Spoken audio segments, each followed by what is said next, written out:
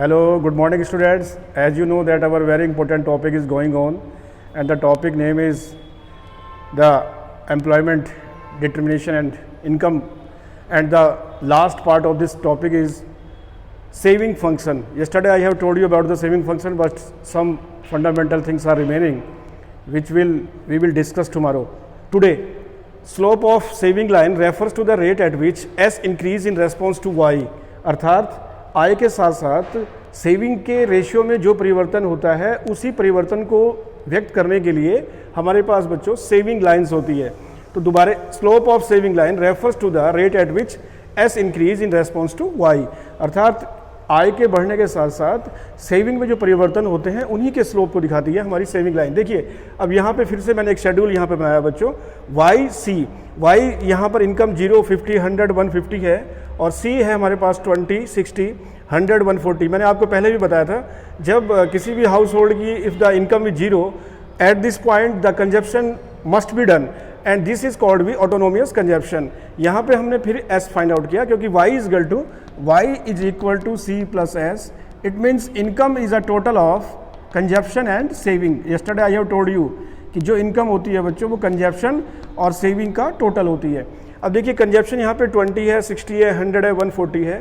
तो मैंने एस निकाला. एस 0 में से 20 जब माइनस करेंगे -20, यहाँ -10, 0, 100.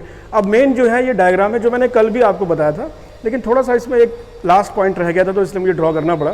देखिए एक्स एक्सिस पे हमने इनकम लिया और वाई एक्सिस पे हमने सेविंग लिया. मैंने आपको पहले ही बताया कि when we draw any graph in economics in X axis we always highlight the independent variables. So there are two variables, income and saving. Saving is depend on income. So income is on the x axis and saving is on the y axis. जब हम इस point से नीचे की तरफ जाते हैं बच्चों तो ये y एक्सिस पे माइनस को दिखाता है और जब हम इस पॉइंट से लेफ्ट की तरफ जाते हैं तो ये x एक्सिस पे माइनस को दिखाता है. तो यहाँ पर देखो हमने यहाँ -20, -40, -60, -80 लिखा. अब देखिए यहाँ पे आइए आप शेड्यूल में, जब इनकम 0 थी तो हमारा सेविंग कितनी थी -20. तो ये हमने यहाँ से स्टार्ट किया और ये यहाँ पर जो मैंने आपको 50 पे दिखाया, 50 पे -10 है. तो ये इट मीन्स दैट ये वाला पॉइंट है वो. और फिर यहाँ से टच होते हुए यहाँ पे 100 पे 0 है, सेविंग 0 है और इसको मैंने आगे बढ़ाया. और ये यहाँ से फिर मैंने एक ये जो आपकी ये वाली कंडीशंस है जब इनकम 150 है और सेविंग 10 है तो ये दिखाते हुए आगे बढ़ा. तो ये सेविंग कर्व है. यहाँ पे मैंने लिखा delta S means this means change in saving, change in saving and this is change in income, change in income. MPS is equal to delta S upon delta Y means additional saving upon additional income and APS is equal to S upon Y total saving upon total income.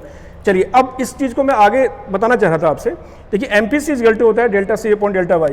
Delta C यहाँ पर कितना है बच्चों, 140 से हमने 100 minus किया 40 और ये कितना है 150 से 100 माइनस किया 50, तो ये आया 0.8 और डेल्टा S कितना है बच्चों 10 और यहाँ पर कितना है ये 50, तो ये आया 0.2. तो it means 0.8 plus 0.2 is equal to 1. अब यहाँ पे क्वेश्चन आता है MPC plus MPS always is equal to 1. तो ये कैसे प्रूव होगा. देखिए MPC की जो वैल्यू होती है वो होती है delta C upon delta Y और MPS delta S upon delta Y. Delta Y अगर मैंने यहाँ पे एलसीएम लिया तो ये बचा delta C plus delta S और delta C plus S delta Y के इक्विवेलेंट होता है अपॉन डेल्टा Y. तो ये गया इससे. तो ये जो प्रूव हो गया MPC plus MPS is equal to Y. कई बार एग्जाम में क्वेश्चन आया भी है कि prove that MPC plus MPS is equal to 1 और इसका सेकंड पार्ट था APC plus APS is equal to 1. APC is equal to C upon Y और APS is equal to S upon Y is equal to 1. Y LCM लिया C plus S is equal to 1, C plus S is equal to Y upon Y. तो Y से Y कटा तो Y, that's proved. तो ये exam में questions आते हैं APC plus APS is equal to 1, MPC plus MPS is equal to 1. So today we will finish this chapter and tomorrow we will proceed. Thank you very much, have a good day.